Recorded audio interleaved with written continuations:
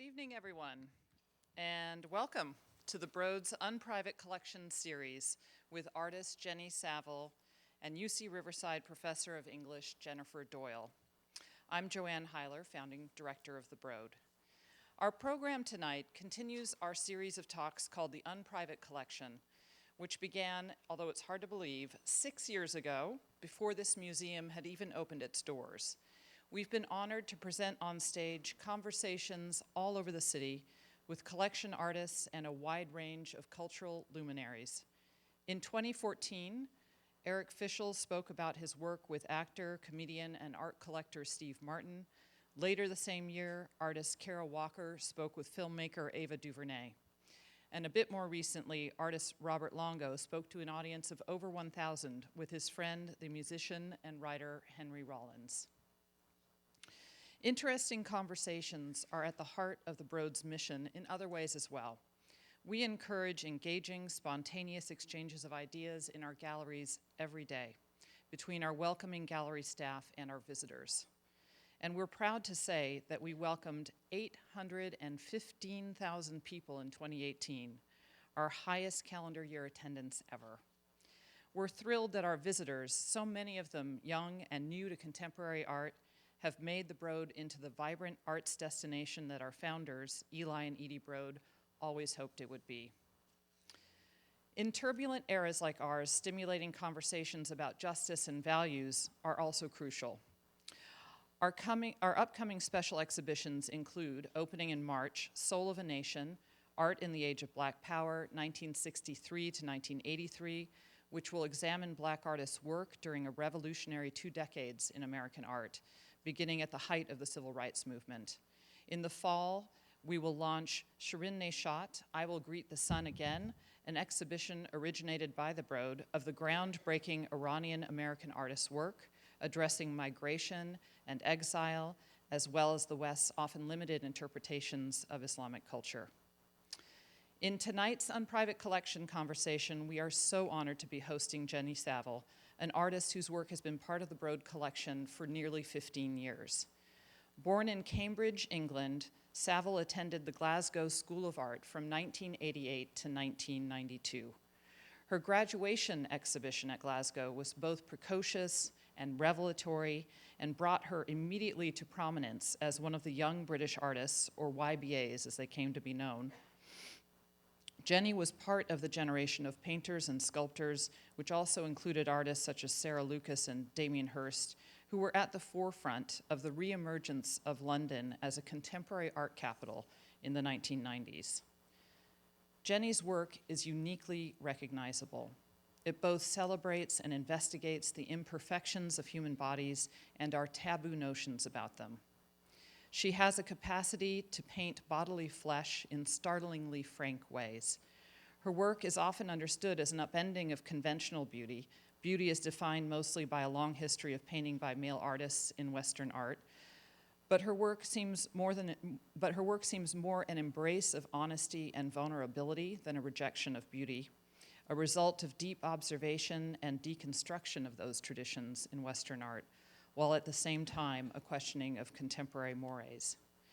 2 of Jenny's 4 works in the Broad collection are on view on our 3rd floor now: Strategy, 1994, and In the Realm of Mothers 2, 2014.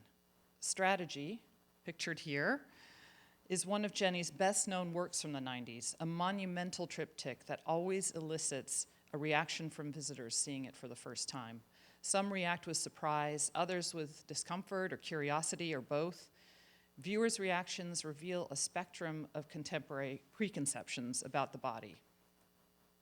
In the Realm of Mothers 2 has the poetically layered imagery of her more recent work, something that first began after she gave birth to 2 children. As she said in a recent interview, she seeks in her work nothing less than multiple realities rendered in paint. And multiple realities might be my new favorite term to describe being a working mother. Jenny's imagery is lush and powerful, and the works upstairs, though made 20 years apart, are no exception. Tonight, Jenny is joined by noted scholar Jennifer Doyle, who, in addition to her work as professor of English at UC Riverside, is a feminist writer, queer theorist, and curator. Jennifer is also a board member at Human Resources, which was founded in 2010 to broaden engagement with contemporary and conceptual art with an emphasis on performative and underexposed modes of expression. With the Broad's own director of audience engagement, Ed Pituto, Jennifer has brought her perspective as a feminist and queer theorist to the Broad's programming, most notably in the Broad's highly acclaimed feminist performance series, The Tip of Her Tongue, which explored the politics of representation through language and the body.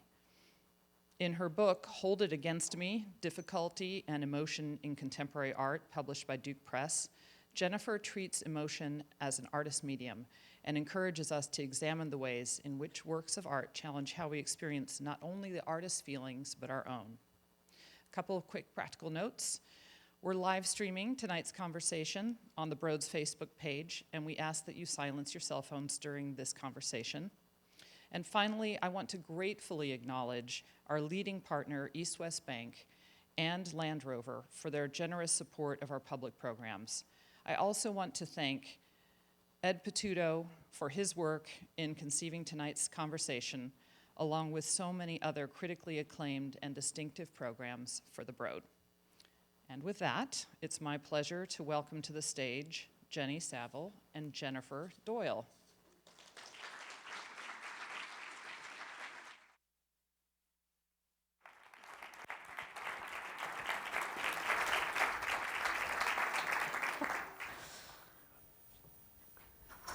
Hello. Sorry, the mic. Just getting settled in. I'm Jennifer Doyle. I'm Jenny Saville. Thank you for coming tonight. And thank you for inviting me to be in conversation with Jenny Saville. I'll be slipping between being starstruck and in professor mode. I've brought some books with me to kind of keep me company. We talked yesterday, and Jenny had mentioned Susan Sontag's Regarding the Pain of Others as a key text for thinking about some of the dynamics in her work. So I have that here. And then I have a couple books of poetry, of things that I like to keep close to me when I'm thinking and writing. And these are poets who sit in very difficult places in their work. For example, Adrienne Rich and Mahmoud Darwish. And Jenny has given me a book which we'll probably touch on later, a book that's a kind of a context for one of the works that I'm really looking forward to discussing in the realm of the mothers, and just a series of works. Right? So our conversation today is going to have a rough biographical shape while not being a kind of a walking through slide by slide the development of her work. That is actually how the slides that you're looking at are roughly organized, is in a kind of a chronological space. Yeah. And so with that, I'm going to just launch into this with a kind of prompt. It's going to be more of a prompt than a question, and which is a prompt that's meant to give a shape to our sense of the chronology that we're working with, which is to speak to the origin story of your emergence as an artist, as a feminist artist, and also to the moment that we're in now, often kind of referred to in this sort of shorthand, the Me Too era, or post-Me Too era, but I would stretch that out to the past 5, 6, 7 years of a heightened collective awareness of terms like bodily integrity, of what people experience in relationship to sexual violation, rape, sexual harassment as an aspect of lived experience. I think there's a lot, we're in a very different place in terms of being able to stage conversations around these things than we were even, say, a decade ago. So I just wanted to sort of signal the moment that we're in, because it's very relevant to, I think, the story of where Jenny's work emerges, and then the stakes of the work that you're looking at on screen now.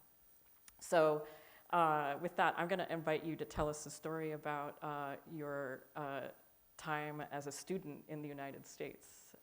So I was a student in Glasgow doing a 4-year undergraduate course, and in my 3rd year I won a scholarship to go to Cincinnati University. So, and I actually, all I cared about was going to New York, and I had no concept of how big America was. So when I got a scholarship to Cincinnati, I was like, well, that's in America, I'm going. So I went there, and I'd been at an art school that was just a practical art school. It had a theory department, but it was strictly about art. So going to a university that had a whole range of subjects, of which I could pick different subjects to study, was thrilling. And I fell upon this women's studies department. And so I was, had grown up from a really young child, being trained by my uncle to paint in a very traditional academic way, looking at old master paintings, suddenly confronting feminist theory and ideas of the body from a feminist point of view, and learning about the kind of art that was being made in America was it was a kind of clash, and my curiosity led me one way or another, and I started to learn about artists that were working not necessarily in painting, and it became such a conflict in my life that I actually stopped painting for a while, and I started taking photographs. I made casts out of plaster of my body. I was writing on top of photographs. I was doing everything other than painting. And it was like wearing somebody else's big jacket. So it wasn't authentic, really. But I was so desperately trying to be trendy, really, that I lost myself within it. And it was only when I had such a feeling of homesickness that I thought I have to reconcile myself with this theory and with my love of painting, and painting specifically the body, because the nude was almost the enemy territory if you were a feminist. Yeah. So, and I was part of a group when I got back to Glasgow called Women in Profile. And that was problematic to a lot of my friends, that I wanted to paint the body. Right. So instead of just stopping painting, which I couldn't, I just had to kind of navigate it. And so by doing that, I came up with my first serious paintings, really. So one of the things, there's so many things about that anecdote that I really love, right? So, but one is like that, the difficulty of approaching the nude, and I have like a kind of my own story as a critic in relationship to that. Was I started off writing about the Philadelphia painter Thomas Eakins, and so this late 19th, early 20th century painter, American painter, and he did some of his training in Europe, and when he kind of came back, and it was also in his letters to his father, he would express really intense attitudes about the way that the nude body was treated, and he felt in particular that you couldn't paint the female nude, that it was like impossible to access, in essence, the female body, because our way of looking at the female body and representing the female body, that it was hard to shake the conventions that in his view, and he used this word, mutilated her by stripping her, right, of her sex. Right. That really sort of struck me. And then in his own paintings, you would see him sort of navigating some of these situations, often turning the figures back to the viewer. In his most famous painting, the Grouse Clinic, sorry to go on with the painting that we're not talking about, but you'll see why in a second. That it's a surgery, and there's a naked body at the center of the painting, and the body is like very vulnerable and open to our view. It has a wound on the thigh, and there are doctors like leaning in and looking into the wound. And when you're looking at the painting, you can't see the sex of the body, And it's a realist painting, and I've always said that, I think for almost 30 years, I keep thinking about the intensity of that experiment of rendering a body naked, available to the eye, and clearly an object of study. And there's a sexual scenario to the painting. There's a lot of sex in the painting, but it's actually not in that body, right? And I see something like that in your work, I think if you paint the nude, you're literally taking on the icon of Western art history.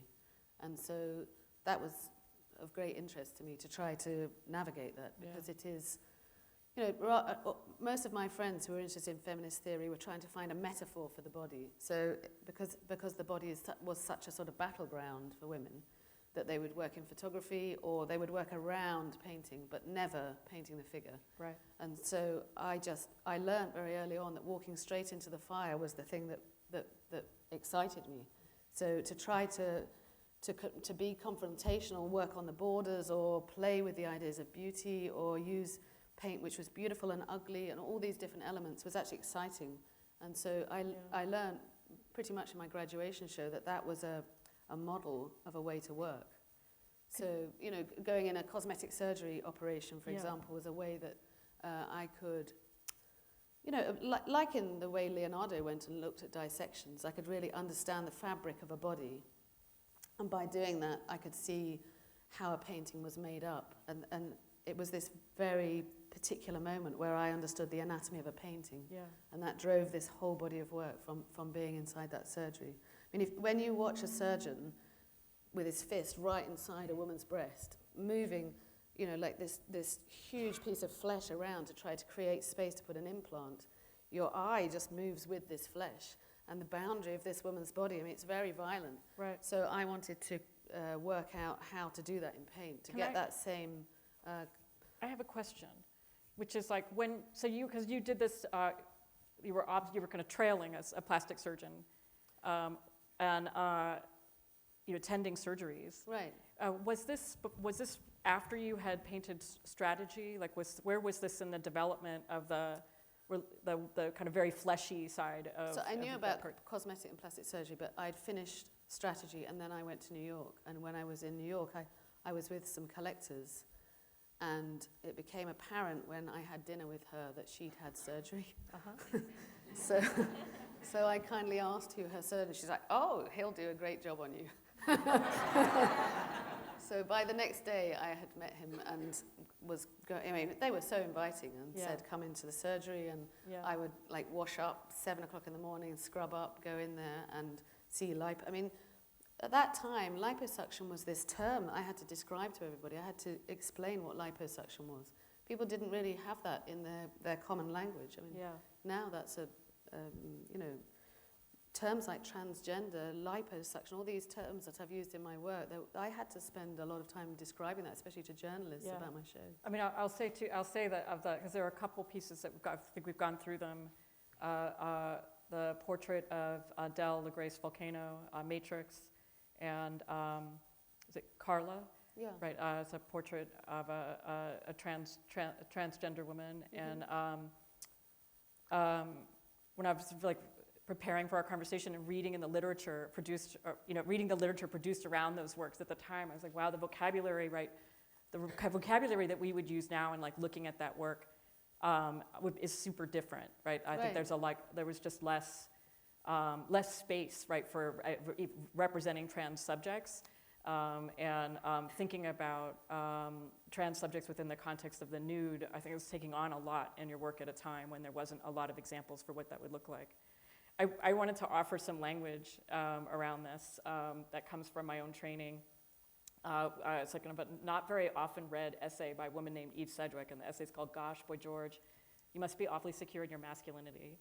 And in that essay, Eve, is an essay which Eve wrote actually as she had gone through chemo and treatment for her cancer. And so she'd gone through really quite bodily, like intense bodily changes, and that really shifted her understanding of her own relationship with gender. And she described, like, she said something, this is kind of like non-binary gender discussion before we had a term non-binary, right, for thinking about gender this way, which is like male and female are not in a mutually exclusive relationship to each other. It's not like a zero-sum quantity where you're like 70% masculine, 30% feminine. That a person can be very feminine or very masculine, or very masculine and very feminine at the same time, or maybe not very gendery at all. And so she uses the word gendery in this essay. And I find that when I'm looking at, for example, the portrait of Dell, that it feels very gendery, right? Certainly Carla also in a very kind of frontal, clearly articulated way. But that I also feel that about strategy. I was going to say, I don't think that's exclusive to the transgender bodies. Yeah. I mean, gendery, I like bodies. I think, I want to paint flesh. I want to explore all the elements of that and its relationship to paint. So whether it's a transgender body, a pregnant woman, a painting where I've layered up all the bodies so the whole painting itself becomes transgender, where bodies that have male aspects and then female aspects just get so layered up that you don't even know the gender. Right. I mean, that's the game that I feel that I'm in. Yeah. I want to spend just a little bit more time talking about, or I just want to ask you to talk a little bit more about the flesh and the body in your work, and to describe a little bit about how there have been shifts in that in terms of these sort of different movements and phases in your work and the way in which the body is figuring. Well, I think early on I was really interested in painting a body which was on the boundary between being abject or where the harmony of the body was put out of place, whether that's through violent images, images of whether the gender is played around with, but they were tended to be singular bodies, like one body or a composite of bodies, but made one singular image. And as my work developed, I then got very interested in layering up. So there's images of graffiti. I'm kind of obsessed with graffiti. Anyone who hangs out with me knows I've got my iPhone out on every street corner. I love the layerings. I like it in different cultures where I can't understand the language because then there's no protest. So it's not a protest that I'm reading, it's just the mark making. So I like looking at Arabic texts, calligraphy, any way to make a mark and layer it up.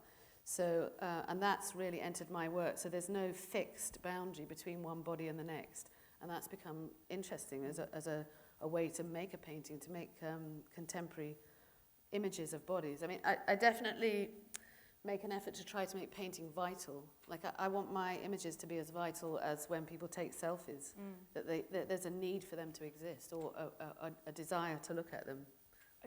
One of the things that I remember reading in about your process with models, it's not that you have models who are sitting for you as you paint, but that you use photography actually. And could you talk a little bit about how that works? Because it's a bit of a beef for me. Yeah. There's a whole preconception about if you work with a model in your studio, then that's the truest kind of representation of life that you can do, because that model's there the whole time and you're working from the model. And I've found that that's completely the opposite for me, because when you have a model that's there all the time, if you've got a model that's modeling for you for 5 hours, they do not sit in a position that any human sits in normally. So they just look completely fake. So and even when you do a single photograph, that's not what I was interested in, because I make bodies out of composites, really. So now digital photography has given me the option to take tons and tons of photographs. So I photograph for about 4 or 5 hours with models, and I photograph everything. So if a model's like sitting, talking, I just sit and photograph and talk to them, play music. And the most extreme example of this I can come up with is that a model that I had who works in an art shop near where I work, she is a textile artist, and she makes paintings of vegetables by sewing. So she has her foot like this on a sewing machine all day long, and she's got orange hair, and I was attracted to her for this amazing orange hair that, if anybody knows this drink called Lucozade in England, it's the exact colour of that.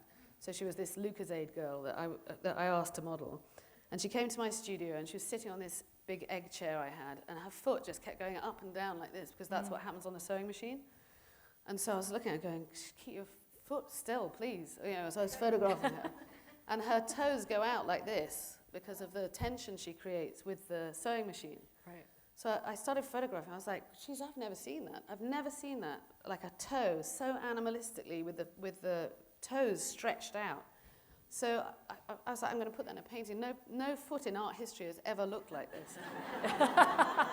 So I was able to capture this moment of a human being that was, you know, quintessentially like animalistic. And before the advent of digital photography, I wouldn't have been able to do that. Right. So that's my sort of belief in being able to use technology for making paintings. Oh, but one of the things I like about that, just that small story about a toe, right, is first of all, there's lots of really good toes in your work. I like feet. Yeah, so just in Realm of the Mothers in particular, but even here, like the way your toes are curled around propped around the stand, like there's just, anyway, I'm just kind of geeking out because I know how hard it is to paint feet. I'm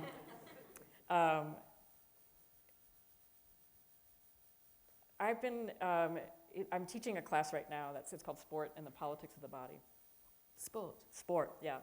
And so it's mostly politics of the body with a little bit of sports. And we've been reading this whole conversation that happens in feminist philosophy about, in essence, the experience of being in a body and the difference that our bodies make, right? There's a woman named Iris Marion Young, and she wrote this essay in 1980, where she describes. She calls it feminine motility, right?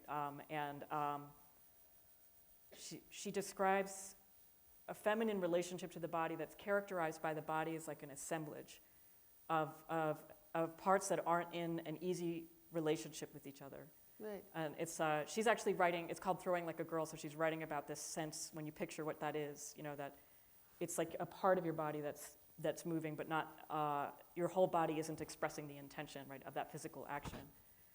She describes feeling like your body is a weight that you drag around in the world with you, right?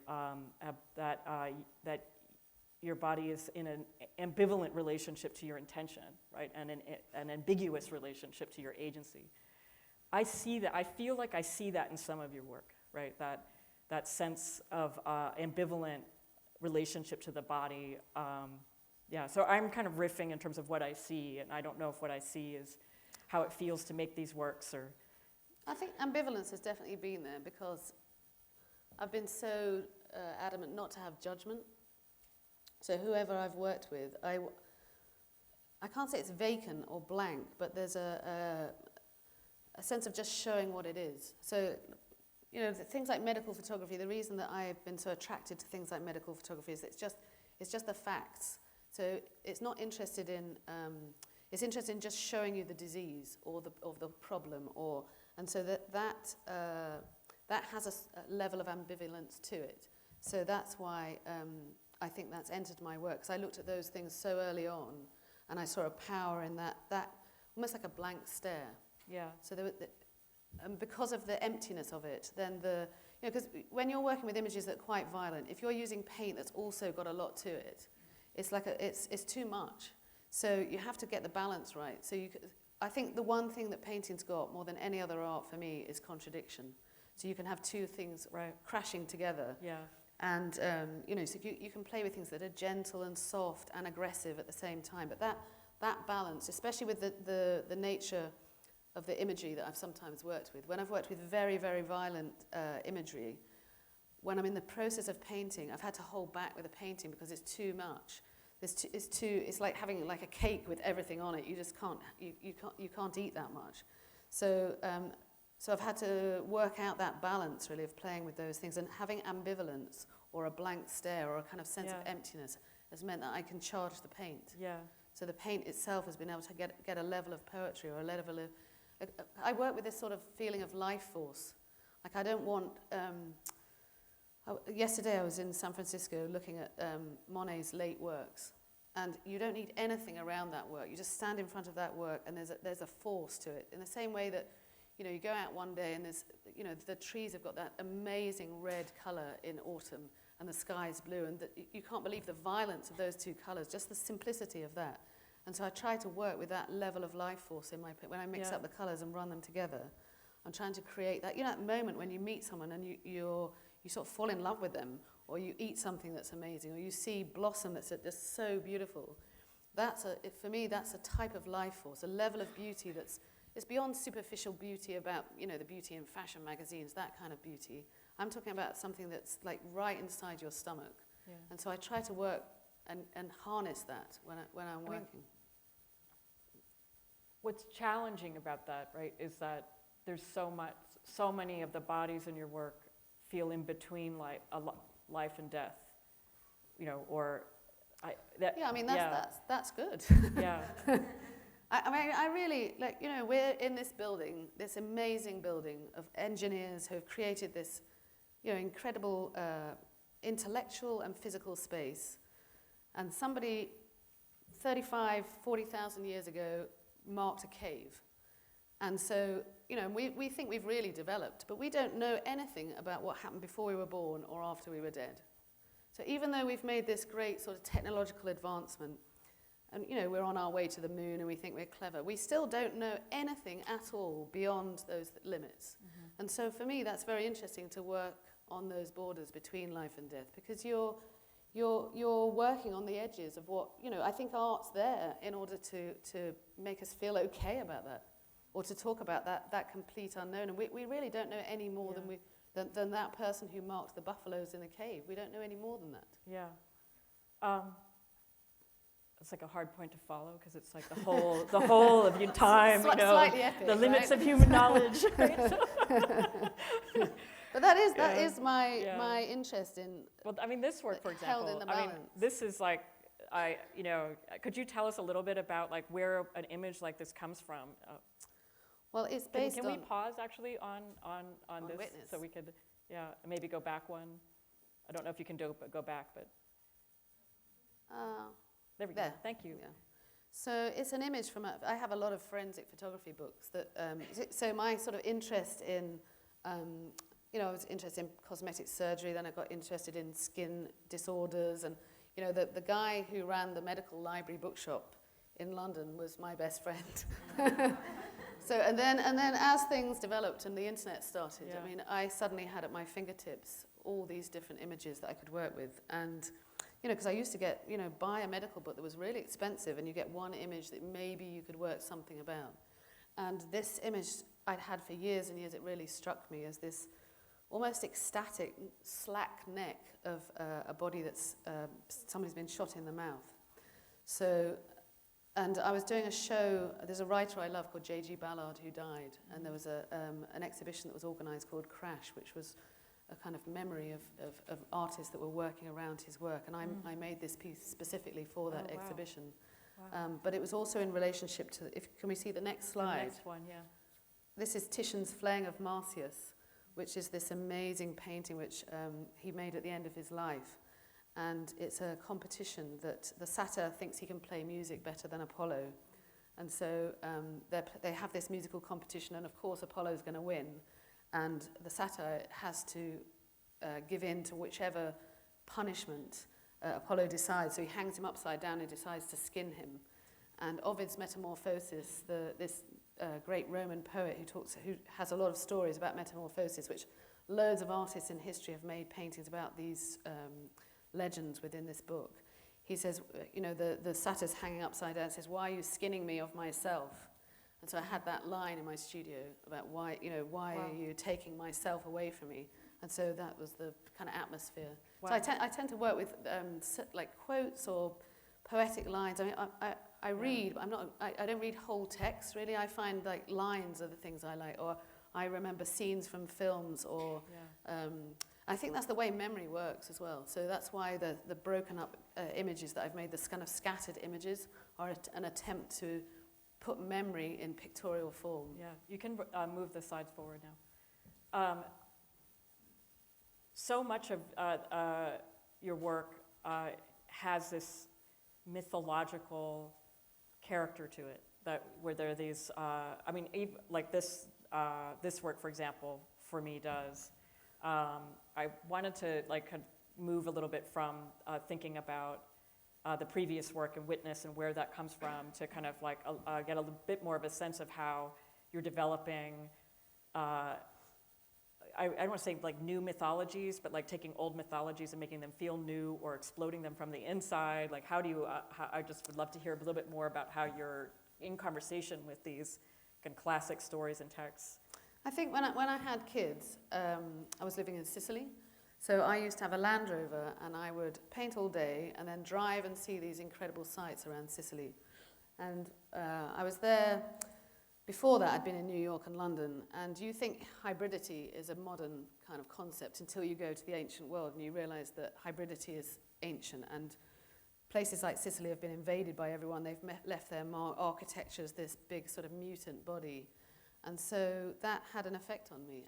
And when I had children, I couldn't find pictorial form that satisfied the way that it felt to have a child. So I was growing flesh inside my body and painting flesh at the same time. And I happened to have 2 kids in one calendar year, which was pretty heavy going. Yeah, can we go back to just a couple, I'm sorry to a backseat drive, but can we go back a couple? Yes, thank you. Yeah. So anybody who's had kids know there's this classic moment when children go boneless. They don't have any bones in their body when you're trying to pick them up. They sort of slip from your fingers. So, and you've got one here and one here. And so the single body just didn't satisfy. Like I was doing these, drawings of this incredible moment in my life of like one body, even the idea of one body becoming 2, watching my body produce a body was so thrilling to me. I mean, I felt like I was in a Francis Bacon painting. No, it was really, I was like, I am actually inside the bacon. And so it was really powerful to be in that moment. So I couldn't stop making work about it, and the lines just kept repeating themselves. And the more I buried the forms and drew another line, the more it felt like what it was like to produce a body. So the feeling of, I was always to do with looking forwards in my work, and then suddenly this idea of an ancestral tie to history, because I had produced a body which looked like me, and I looked like my mother, and this whole lineage back through my family became something that was interesting. And so how far does that go back? And I started to look at ancient art and fertility goddesses, partly because of the anonymity of the author. So I didn't know if that was male or female, and it became interesting and free to look at goddesses, and so that started to feed my work. And so I then read a lot more ancient myths. I mean, this is... I learned about this goddess called Itis. It's got nothing to do with a terrorist organization. She's a goddess who was in ancient Egypt, who was married to her brother called Osiris, and they had a son called Horus. And the myth of Isis is that her husband Osiris was murdered by her brother Seth, and his body was chopped into 13 pieces and scattered around the Egyptian kingdom. And so Isis grows wings, flies all over the kingdom, putting back the body back together again. And incidentally, the only piece of the body that she doesn't find is the phallus. And the phallus is in the Nile and gets eaten by a fish called Oxyrhynchus. And so this fish is worshipped in Egypt. And so I was sort of researching this fish called Oxyrhynchus, and I came across a place called Oxyrhynchus. And Oxyrhynchus is a rubbish dump 150, 160 kilometers south of Cairo. And it's 1,000 years of rubbish that's layered, like generation after generation of love letters, academic texts, Homer, poetry. It's the first Christian hymn that's written down. This whole, and there's temples of Isis around this area. So I found this rubbish dump and thought they were so poetic and irresistible to use as a metaphor for this idea of stratification and human memory, that I used the model of a rubbish dump, of stratification, of line making and mark making for an exhibition called Oxyrhynchus. Can we go back just a couple to In the Realm of the Mothers? This one, yes. This is in the collection here, yes. Yeah. So this comes out of your contemplation of the... Yeah, and also, even the photographs were so evocative of these people digging through rubbish. Yeah. And I live in Oxford, and I happened, so as I was researching this, I found out that all the papyri from Oxyrhynchus was in a library that was literally 100 feet from my studio door. It's amazing. So every year, these two guys from the university would go down, do this dig, have these sort of biscuit tins, have cornflake sized pieces of papyri, and in the winter they would go back and the students would piece these pieces together. And what they found was just, it's the best archive of the ancient world from a human point of view. I mean, there are tax returns, love letters. It's just an amazing archive. So I started to think about making marks like that, like drawing a body, letting that become buried into the canvas. It's raw canvas, and I used charcoal, which was just this very simple burnt substance. It's just a piece of burnt wood. It's like the most ancient thing you can mark with. Yeah. So I was drawing with that, and then using powdered charcoal. And then one day, I got my vacuum cleaner, because I was cleaning up, which I don't do very often. And I touched the canvas with the vacuum cleaner suction, and it sucked off the charcoal, but it left a tiny trace of what was behind. And so I was able to draw in negative space with the vacuum cleaner. So then I started to sort of draw. I mean, it was just... So was that an accident? Like, were you... Yeah, it was a total accident. Oh, wow. So I was literally like... And then it was like a decade of work. I mean, it's a way of recovering vacuuming. I would sort of keep that in mind as you vacuum. Feminist right? vacuum cleaning. Anyway, I've actually got a whole range now. So from that moment, I've researched different vacuum cleaners. Oh my God. my God. I have a whole range of suction. Oh my God, there's some kind of like vector intersection of feminist performance art and your painting practice. It's like kind of. But anyway, it yeah. was really like you can literally like make curtains out of it. So you can suction down. If you see here, you can see those lines there. So it gives you a huge sense of freedom because you can draw, and if you don't like it, you just suction it off, and you get these kind of moments trapped, and then you draw on the top, and it's like I'm so interested in this moment of perception. So when if I draw a load of bodies, and I sort of look at it and think, okay, that's working, that's not, and then I just literally hoover off, or start drawing again, and that gets consumed in the drawing. And so what it is, I don't know where I'm going. I literally turn music up and just start drawing. And I have images everywhere. So I have images of all types of art, all types of bodies. And it's a very organic way of working. It's almost like a performance art, really, when I'm doing it. And I can do hours and hours in it, in that zone. And I literally feel like the image is in there. I just got to find it by drawing it. Yeah. Like and I'm fascinated by why one thing works, why one doesn't, how do you get the balance? And the more you do it, the richer the piece becomes, because it gains a nature in itself. So by contradicting the forms, going over the top and over the top, it becomes like weaved almost, like knitted together, and that becomes, has a nature. So it's almost like it's making itself at one point, because it becomes so rich. And I don't know... anything I do to it becomes good. It's like graffiti. It becomes like graffiti, that every mark over the top is going to make it a richer surface. I want, part of me is like feels like I'm listening to that description of what they call that the 10,000 hours. That when you hit a point, right? That's just about like the time that you've put in your practice. Yeah, where it gives something really tremendous back to you, right? But you get in the right field. I feel like I'm walking, and then suddenly I'm in the right field. And there's a moment where, you got in this kind of zone, and you can't go wrong from then on. Yeah. You've walked this difficult moment, and suddenly you think every mark's a surprise, because when you cross the forms, you don't know what you're going to get. You get surprised, like, all right, there's a whole leg just appeared. Yeah. Because these forms start coming together, and then you start linking. Your eye links up the shapes, so you create surprising forms that you were not expecting just by looping up shapes. I love this work so much. I gasped when I first saw it. I was like, I see the story of a relationship and the story of a life, right, or the life of a relationship unfolding, right.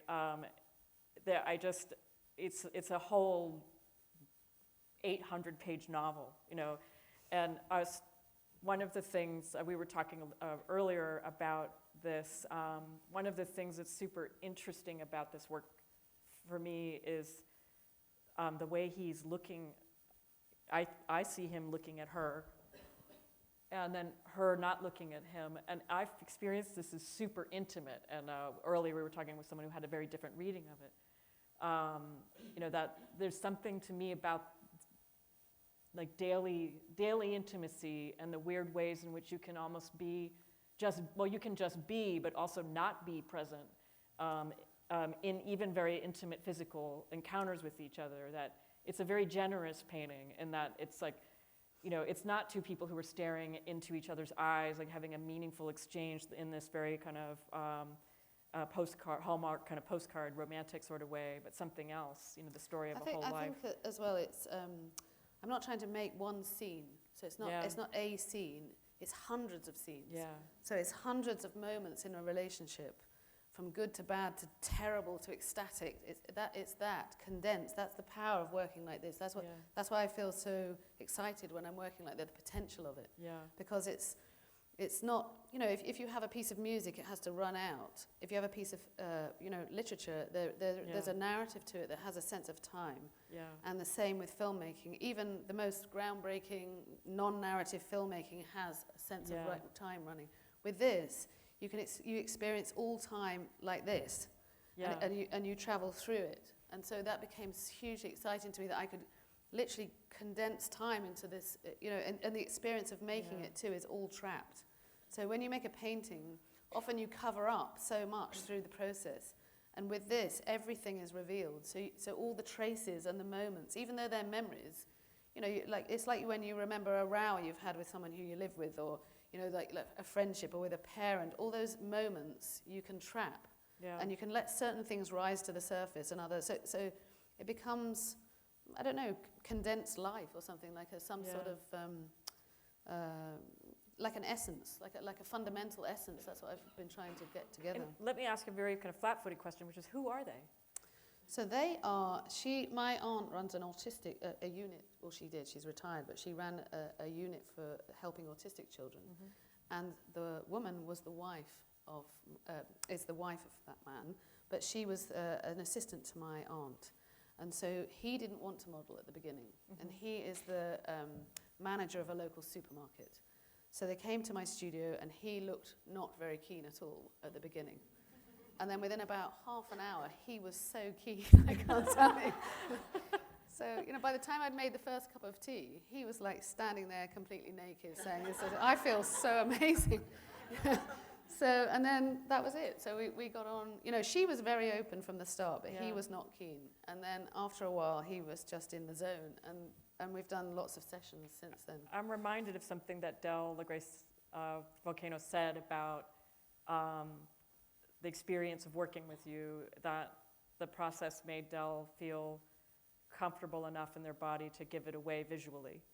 And which I've thought was a very kind of just a moving thing for Del to say about that experience. But and then in that essay, it's an essay that Del wrote that's in a catalog of yours. And in that essay, Del also says that it's not a portrait of Del. It's a painting of Del's body, but not a portrait of Del, which I thought was a very provocative thing to say, and it feels true to a certain extent. So this feels different to me. This feels more, I don't know that I'm having a sense of the two of them as people, but I feel like I'm getting, almost like this kind of like, you're in a kind of you're located in some kind of cosmic time where you're getting a glimpse of a whole life all at once, as you've described, right? I think as well with Del, it was a transgender body, which was between genders by design.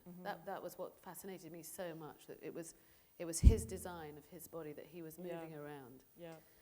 But Del had one body, and now I think in my work, my actual work is transgender. Because by layering up different types of bodies, of male and female, I use a whole range of bodies and a whole range of races and ages, that the bodies themselves lay up. And so the gender moves between, because you see a penis on top of a breast, on top of another breast, on top of somebody's foot, and the whole, it's like a human mass. Yeah, I think I like the word gendery, because I feel like transgender anyway, we should move forward in more images. But semantics are not my thing, semantics really. and but you get a sense of it there in that photograph. Yeah. Where you see there's a kind of knee and a penis. And I like the perception of if you focus on the penis, the knee's gone.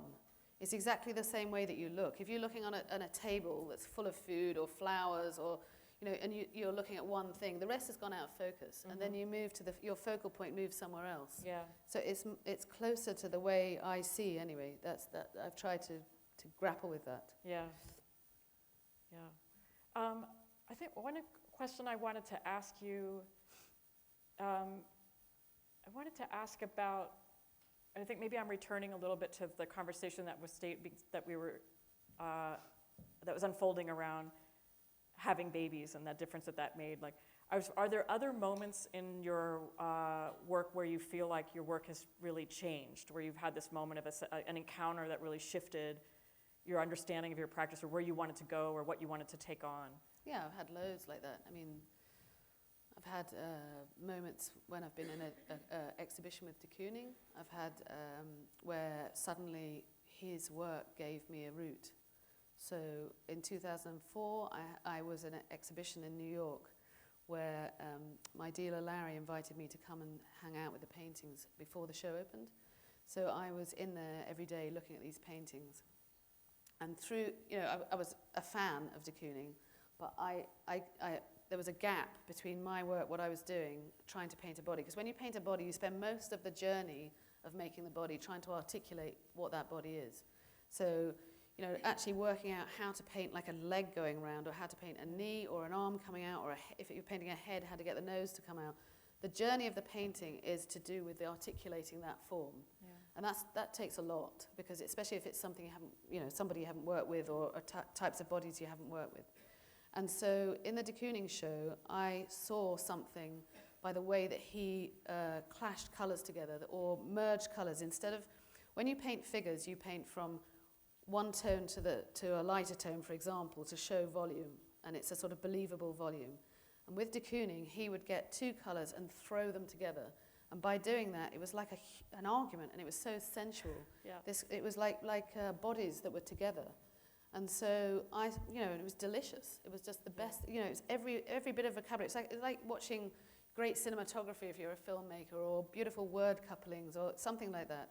So I was watching this and realized that I wanted to try to get that into my work. Yeah. So then I went back to my studio in Palermo, and I started to play with Photoshop. So I got Photoshop, and I swung all the colors to the most extreme colors. Can we pause on this as we finish this? Because I want to go back to this after we've kind of Covered de Kooning. Yes. So I then mixed up these colors that were separated, and then I was on Photoshop, and I would separate all those colors. Say it was a head that I was painting, like the stair head. Right. And I would swing those colors to the most extreme. So as a photograph, it was absolutely awful photograph. Say of an ear, the ear's gone completely out of focus. But I mixed up the pixelations as pots, 2 or 3 pots, put the painting on the floor and ran the colors. And by doing that, by separating the whole process of painting and running the colors, it would do the form that I wanted, that I spent so long working out. Because all the colors, when they mixed, would make multiple tones, more tones than I could ever mix up in a flat sense. So I had this very vibrant surface all of a sudden, where I'd got abstract painting. The abstract painters like Twombly and de Kooning that I loved, and was able to articulate that in a figure, and that was life-changing. I was like, I want to have a whole other conversation that's about your analog and digital sides, because they seem to have an unusually harmonious relationship. But we're kind of coming to the end of the time for our conversation, and I wanted to make sure that, and this is to kind of go back to where I started in terms of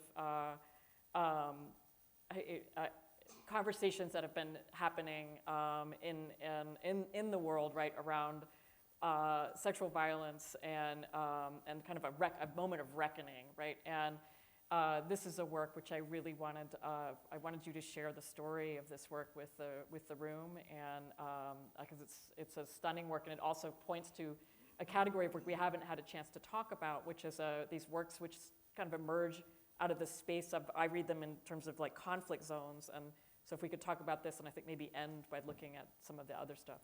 Well, this piece is called In the Voice of the Shuttle, and I can't remember the year actually. It was maybe about 6 years ago or something. Yeah. So I was asked to, if I wanted to curate a room at the end of a Rubens exhibition at the Royal Academy in London. So, I was actually asked if I wanted to paint a room, but I didn't have the time to paint a whole room. So I said I can curate something and make a work for it in response to a particular Rubens painting. And anyone who knows Rubens knows there's a lot of rape paintings. And so people sort of throw, oh yeah, the rape of this, the rape of that. I was like, it's kind of amazing that we don't ever think about that more. So, and it's always bugged me, right? So I kind of thought, I'm going to try and work with that. So there's a story that's also from Ovid's Metamorphosis, one of my favorite books to go to for making work. And this is the story of, there's 2 male characters called Terrier and Pandion. Pandion is the king of Athens, and he has 2 beautiful daughters, Philomela and Procne. And Procne is married off to a guy called Terrier, represents the sort of uncivilized, barbaric lands. And he has this wife who is called Procne, and she misses her sister terribly. So she asks her husband, could you bring Philomela to visit me for a season? So Terrier goes back to Athens to collect her, and when he sees her, there's this great passage where he falls in love with her. He's got fire in his heart, and then they go on the boat. They get to his land, and the moment they get there, he rapes her in this wooden hut. And she protests this rape, and so he cuts her tongue off so she can't speak. So she's in this wooden hut. He goes back to his wife, Procne, and said she died en route. She died, and obviously she spends this whole year mourning her sister. Meanwhile, Philomena starts weaving a tapestry about the rape, because she can't speak, so she weaves this tapestry in dark red thread. And it takes her about a year to make it, and she finds a servant who takes the tapestry to her sister. So she takes this tapestry, and her sister's enraged, goes and finds her, they get united, and they try to plot a revenge against Terrius. Now Terrius and Procne have a son called Itis, and so they find Itis, and there's this great moment where she realizes he looks like the father. So they get him, and they kill him, they cut him up, and they cook him in true Greek style. And so there's this great festival, and the Terrius is at the table, and he's having this great feast, and they bring him this dish, and he eats it, and then shouts out, "Bring me my son, where's Itis?" And they say, "Itis is inside you." So, he's enraged, runs after them, and they all turn into birds in this sort of metamorphosis. And she becomes a nightingale. And if you look through sort of literature and history, there's this great sort of tradition of the nightingale not having a song and her tongue being cut off. And T.S. Eliot uses it in The Wasteland and Shakespeare. There's so many references everywhere of this. So I try to grapple with this story. And so I use lots of different references. There's images from Rwanda. Itis's head is from a decapitation of Isis. It's lots of the different images of things that have happened in my lifetime. There's images from concentration camps. There's the First World War battlefield in the background. I use a lot of photographic references that I use together, and plus this red chalk to symbolize the weaving of this, the tapestry, the story of the tapestry, to give a voice. And the voice of the shuttle, the shuttle is the sound of the weaving machine. And so the way that I'd been working was layering up these lines. So it was the first time I was able to tell a narrative story through the image. So it's not a sort of a story you can tell around it or in panels, like a traditional way of telling a story. If you actually are up close to that, you can see elements of the story through the piece. Right. I think that we can have the slides advanced automatically now, and at this point we should really open the floor up to questions from the audience so that we have time for discussion with the audience. I want to thank you for sharing so many intense and stories that really do open up, I think, our understanding of your work and your practice. So let's do, I guess, let's have a, so this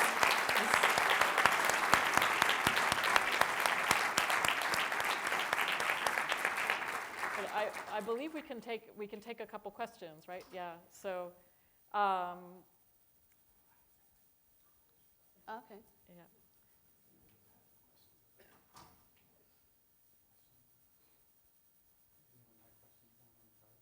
Oh, they're cards. Oh, how great. One. Yeah. Do you want me to read this? A very frank, to the point question. What do you think about the disparity between what male and female artists earn?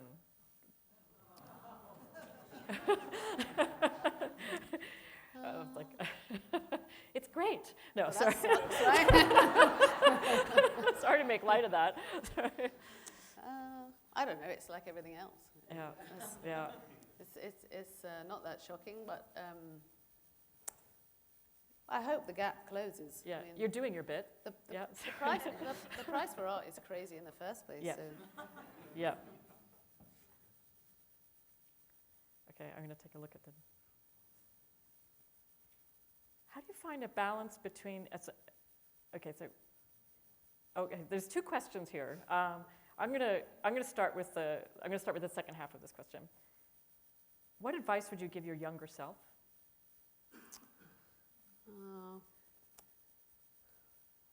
Probably would have said to give up cigarettes earlier than I did.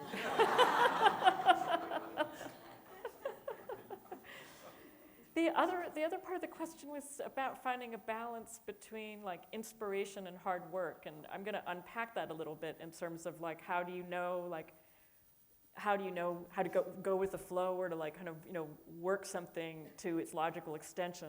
I hear like a question that's about attention within a kind of creative process, and something we might call it the craft of the practice, or I don't know if you experience them in tension with each other. I don't think that's necessarily a given. Well, I don't really believe in inspiration or anything like that. Because, I mean, maybe I did before I had children, but I can't afford to do that anymore. I did a lot of like hanging out before. Like I'd read a lot, I'd watch a lot of movies, I'd philosophize with myself about what I was doing, drink a lot of coffee. Now I go to the studio and I just work, because I've got like from this window of time before I've got to pick them up, then I've got to get them to bed, and then I can go back to work. Yeah. So I don't. Inspiration is a luxury that I can't afford. Right? Yeah. Wait, you've just when you talk about the period when you've had children and the work that you've made around it, it sounds to me like there is a really an intensification of your creative process around that. Yeah, I mean, that was a really interesting moment for me, because I was so, I had several people around me who had thought, am I going to slow down a bit? Can she still work? And then, I had a few comments of people saying, I have heard a lot of women, their creativity goes down. I felt completely the opposite of that. I literally was running to the studio. Yeah. It was. I also felt I had the inside line, my heroes like Picasso and Leonardo, they didn't make a baby. I'd like made one. So I was like, okay, I've got extra info here and I'm going to use it. You made two. Yeah.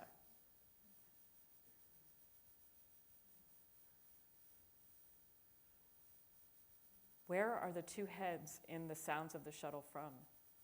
The two heads, I think they're Civil War pictures. So I'm not very good at kind of acknowledging my sources, because I love Google Images.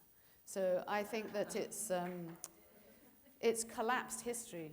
Time and history have been, a lot of, I live in Oxford, so I know quite a few academics, and they hate Google Images because it takes away their authority. So you don't know, where, the scale of everything as well becomes the same. So you might see a fertility goddess, you might see a Jeff Koons sculpture, everything's the same scale. So you've got these thumbnail scales, and you don't know which period in history they're all from. So time and location and authority has gone. And I find that really exciting. So I can print things off, I keep them in my studio, and I actually don't know where they come from. After a while, they're part of this big sea of imagery that I work from. Yeah. And that's exhilarating, because all things get mixed up and they just become kind of human, just things that are human that I can work with. I think I kind of have a follow-up on that, which is that, I wanted to ask about the way in which digital screens, are kind of, the looking at the phone, having these kinds of worlds in the palm of our hand, the way in which that's actually has that, because you seem to me to have an unusually happy relationship to digital culture in general, right? As somebody who's working as a painter, and so I kind of wanted to push you a little bit on that. Well, I couldn't make my work with an iPad. I mean, iPads are absolutely amazing. My iPads are completely covered in paint. So I work with a mirror behind me, but also, and what's so amazing about an iPad is that you photograph the work the whole way through. So before, I would go through the work, I'd take the odd photograph to see what I was doing, because it reduces the scale, so that's so useful to reduce the scale. But with an iPad, I photograph all the time what I'm doing. And so when you finish the work, I'm a bit of a geek, and I write a report on myself at the end of each piece about what I did well and what I didn't do well in order to improve. It sounds geeky. That's amazing. So and to work out, okay, when did you get fearful? Why did that happen? Why did you take that? And with an iPad, when you scroll through, you can see that you just took the wrong route. I wasn't brave at that moment. That I had something amazing there, and now sometimes I look at work 5 years ago, and I can pick up from that moment. So it's been fantastic for that. Yeah, thank you. I think that's a good note for us to to end on that ability to like step back and actually look at what you've done and embrace the good and accept actually like those accept the process. The shitty moments. Yeah, it's the shitty moments as a part of the process and record them and take notes on them. It's really, that's fearless in my mind. So thank you so much for your generosity and being in conversation with us today. Thank you.